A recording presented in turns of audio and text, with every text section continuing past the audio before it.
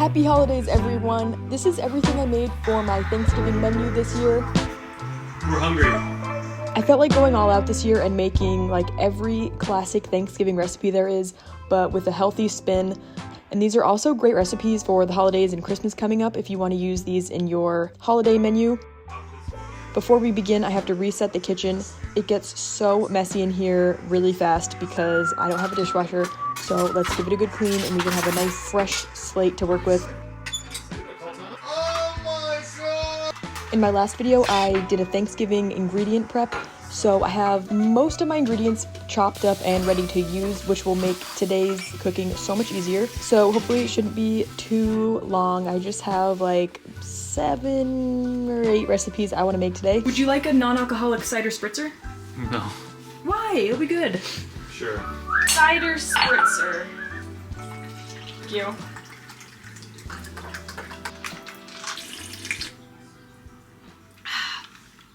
Refreshing. Okay, so the first thing I'm gonna put in the oven is my lentil mushroom loaf. The good thing is I have most of these ingredients already prepped, so I really just have to combine it together. I'm gonna do a lion's mane lentil loaf. I'm going to pulse this up to get everything uniform. All right, put these off to the side. I'm getting a really late start on dinner. Went to the gym this morning, had a full day. Listen to how cute this is. Colin and his friend went to this really nice athletic club that they're members at, worked out, they get a steam and a sauna, then went to Erewhon, got Erewhon breakfast burritos together, picked up some pies for today, came home, and then they were watching football together. Like, how adorable is that? Some of my other friends are coming over later too, so I'm not really rushed for time, which is so nice. Like every other Thanksgiving, I'm like rushing around trying to get everything together super fast.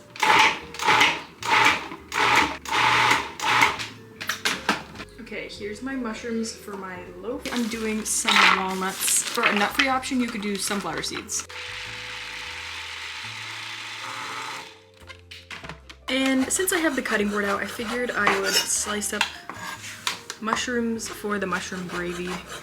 I love using these smaller mushrooms for mushroom gravy, so you get like more bite-sized pieces. So yeah, recommend trying to find smaller cremini mushrooms. So for the lentil loaf, the first step is cooking down the mushrooms and the rest of the veggies. I chop up mushroom, onion, celery, and carrots really small using my food processor. I like them to be minced up so that there's no big chunks in the loaf once it's done.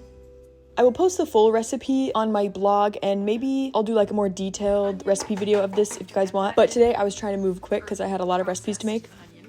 And then I'm just gonna cook these all down until all of the, oops, that's a big mushroom piece, until all the moisture has evaporated and everything's nice and soft. For seasonings, I did some black pepper, poultry seasoning. I use this a lot in my Thanksgiving recipes. A little bit of chili powder, some thyme, and liquid aminos. And just let this all cook down.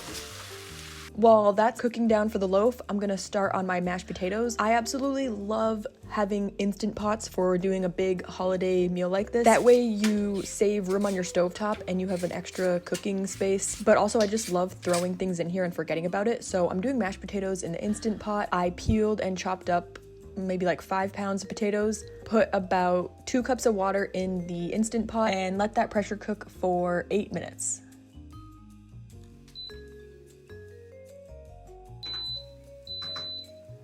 Well, I'm just gonna mix up the rest of the loaf ingredients in this pan. Cooked lentils, gluten-free flour, flax seeds. Add some more seasonings. Just gonna combine all that together. All right, loaf's going in.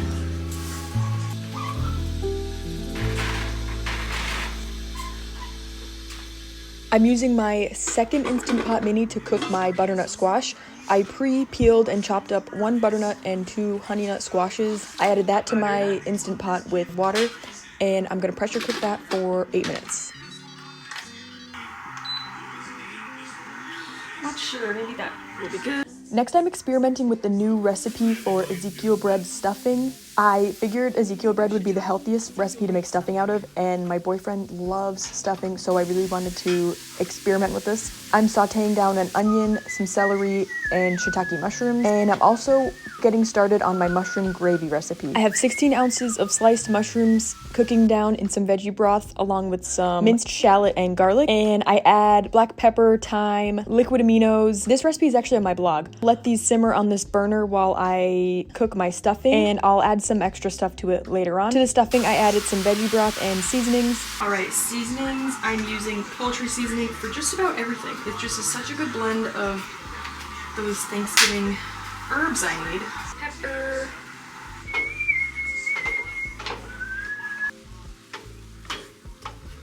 Then I added my Ezekiel bread. I prepped this ahead of time by drying it out in the oven. This is almost a whole loaf of Ezekiel bread. So I just mixed that in along with some veggie broth, probably like a cup of veggie broth. And just so it like wasn't complete cardboard, I added some olive oil to this. Wow, this needs a lot of seasonings. It was pretty bland at first. I actually needed a ton of spices to get it to taste like anything. All right, this Ezekiel bread stuffing is something else. Is it good? Might be lacking flavor. This is actually my first time making stuffing. I'm actually gonna put this in the oven to keep it warm. So I put that in the oven. Next, we are mashing the potatoes. Once the potatoes were done, I let those do a natural release and I started mashing those up. Oh, and then I guess I got distracted by the green beans. I boiled these green beans for 1 minute, and this is going to be for my green bean casserole. Then in that same boiling water, I threw in the kale for my creamed greens recipe. I feel like steaming preserves more of the nutrients, but I was just trying to do this quick and I couldn't find my steamer rack. So I threw in 2 bunches of kale and some collard greens from my garden. It's all gonna cook down so much, so really don't be afraid to like use like 3 pounds of greens. Okay, the one thing I didn't make that I really wanted to is my sweet potato casserole, but I'm all out of Instant Pots and I really need an Instant Pot to make the sweet potato, to steam the sweet potatoes. This is my only stovetop that works. Oh, you found it! Is that the only one? Because this one's been in there for a while. That's it? This is getting chaotic over here. We're doing coconut milk mashed potatoes. Okay, then back to the mashed potatoes. This cooking is getting ADD. But I added in coconut cream instead of butter or milk. I added probably like a half a cup of coconut cream. Mix that on in there and adjust the seasonings to your taste. I didn't go too heavy on the salt in these recipes. I feel like you put gravy on everything anyways, and that's like pretty salty. After the greens are cooked until they're tender, chop them up after they're cooked. This is just a lot easier to work with it this way. And chop it up into really small little mince pieces. Then add the greens back to the saucepan along with my non-dairy cream mixture. This is a combination of cashews and white beans. And I add a bunch of seasonings to that. I added in this Southwest seasoning, which gave it a little smoky flavor. It was really delicious. For the butternut squash, I mashed that up with a little bit of date sugar and Ceylon cinnamon and about 2 more tablespoons of the coconut cream. This was absolutely delicious. Highly recommend you make your mashed butternut squash this way. It came out so good. Oh man, that is delicious. Okay, I didn't film this because I was just trying to move quickly at this point, but I sauteed down a bunch of mushrooms and shallot and made a cream of mushroom soup with the rest of the white bean cashew cream mixture. Then I mixed together the blanched green beans, baked that in the oven with some breadcrumbs and dried onion flakes. And I will post the whole recipe at another point. I was just trying to move quickly here. Okay, and towards the end, I didn't know if I was gonna manage getting everything done, but this is how everything turned out. Okay, everybody, well, this is what we have on the menu. Mushroom gravy. It's a little more watery than I would have wanted. Maybe I should thicken that up a little. Anyways, this is my creamed greens. Actually added some smoked spices to make it kind of like smoky. It smells really good. Okay, then we have my mushroom loaf. Well, it's lentil loaf with mushroom gravy. This is actually inspired by Erewhon. They had a mushroom or a lentil loaf for their like Thanksgiving menu and we tried it. It was so good, so I wanted to make a copycat version. Here's my stuffing. This stuffing is a little bit questionable. It needed like a pound of spices to get it to taste like anything. It's been keeping warm in the oven, so that's why it looks a little dry. Okay, but we'll see how that turns out. I added like so much spices to that. I love having the Instant Pots as some extra space. My butternut squash, absolutely delicious. And then mashed taters. Both of these have coconut milk in them, which makes them taste really good. Also, the Instant Pots are clutch when making a big feast because, does anybody say clutch anymore? Because you can put it on the warm setting, so it stays warm. Oh, and then one more thing in here. My green bean casserole is still baking. And I'm just using breadcrumbs on top because I didn't have the, actually it might be done. I didn't have the fried onion pieces, but I don't really like those anyways. Like, they don't really taste that good to me. So I did breadcrumbs with like onion flakes on top. Okay, and there is our feast.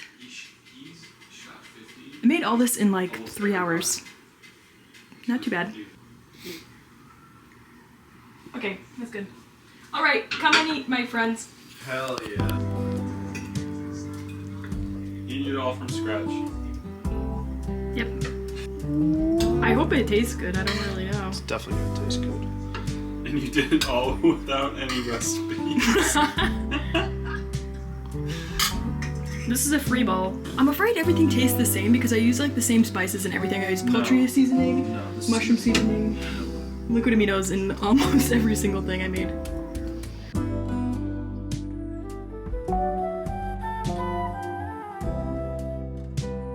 Amazing.